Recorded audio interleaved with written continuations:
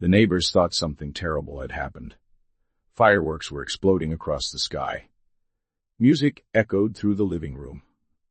Laughter bounced off the walls like champagne bubbles rising to the surface, and then a scream tore through the house. Not a small cry of frustration.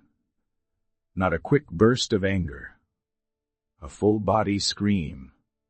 Sharp, desperate, and raw. His father rushed down the hallway, irritation already tightening his chest. "What is wrong with you?" he shouted as he pushed the bedroom door open. Inside the room, under the cold blue glow of a digital clock that read 12:00, his son was curled on the floor, hands pressed tightly over his ears, rocking back and forth, crying as if something inside him had shattered. To his father, it looked absurd. All of this, over a learning app streak. 364 days. Gone. Ruined at the very first second of 26.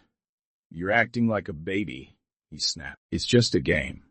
But what he was witnessing wasn't immaturity. It wasn't drama. It wasn't manipulation. It was a nervous system that had been holding itself together for 12 straight hours, finally collapsed. And that difference matters more than most people realize. New Year's Eve had been loud from the moment the sun came up. Relatives arrived early. Doors opened and closed repeatedly. The television played countdown specials all afternoon. Pots clanged in the kitchen. Spices filled the air. Music played louder than usual. For most families, this felt festive, exciting, full of warmth. For him, it felt like endurance. He tried, he really did. He answered questions politely. He forced small smiles. He tolerated hugs that lasted too long. He sat at the dinner table, even when his body wanted to retreat to the quiet of his room. He was trying to be flexible, trying to be easy, trying to make it through without causing trouble. But every bright light, every overlapping voice, every unexpected change took something from him. Something invisible. Something invisible. Something invisible. By evening, his reserves were nearly empty. But he had one last goal. Keep the streak alive. 364 days in a row. Every single day he had completed his learning exercises. Every day he had watched that number grow. Every day that streak represented consistency in a world that often felt unpredictable. That number was not just progress. It was order. It was safety.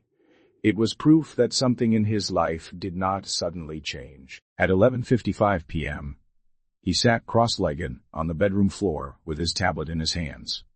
Focused, quiet, counting the minutes internally. His breathing steady, his eyes locked on the screen. Then his father leaned in from the hallway.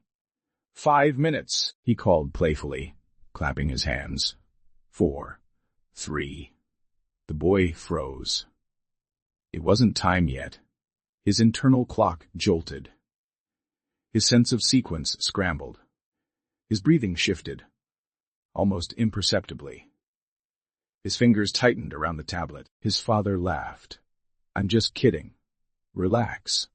But predictability isn't a preference for some children. It is stability. It is safety. And safety had already been stretched thin all day. The television countdown began booming from the living room. Fireworks cracked like thunder outside the window. His father shouted again, louder now, excited, almost there. By 11:59 p.m., the boy was no longer just anxious. He was in survival mode. His shoulders were tight, his jaw clenched, his body rigid. When midnight hit, the fireworks exploded in full force. The house vibrated with noise. The tablet screen flickered for 1 second. Just one. Long enough for the streak to reset, and then it happened. The scream. But here's what no one in that house understood in that moment. The scream was not about the streak. The streak was simply the final straw. The visible trigger.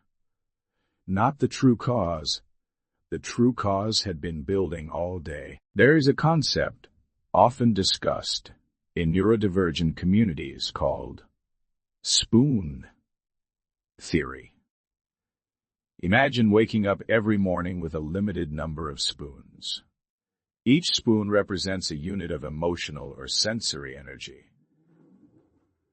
For some people, spoons seem endless. For others, they are not. Bright lights take a spoon. Unexpected noise takes another. Social interaction takes one. Forced flexibility takes one. Masking discomfort takes several. By the time midnight arrived, his drawer was empty. Completely empty. And when the final disruption occurred, the fake countdown, the fireworks, the app reset, there were no spoons left to absorb it. His nervous system did what nervous systems do when overwhelmed. It went into survival. This is the difference between a tantrum and a meltdown. A tantrum is strategic. It has a goal. It stops when the goal is met. A meltdown is neurological. It is not chosen. It is not calculated. It is the brain's alarm system, the amygdala, taking over. Heart rate increases. Breathing becomes shallow. Reasoning shuts down. The thinking brain goes offline. In that moment, he was not choosing behavior. He was experiencing overload. And when his father raised his voice, the brain did not hear discipline. It heard danger. So the scream intensified. Not because he wanted control, but because he had lost it. So what should have happened? First, lower the volume of your own voice. The adult nervous system sets the temperature of the room. If you escalate, the child escalates. Second, reduce sensory input. Turn off the television. Dim the lights. Close the door. You cannot calm a storm while the thunder is still crashing overhead. Third, validate before logic. Not, it's just a game, but I can see that was really important to you. Validation does not mean agreement. It means acknowledgement. Acknowledgement lowers threat. Fourth, do not teach during the meltdown. The reasoning brain is offline.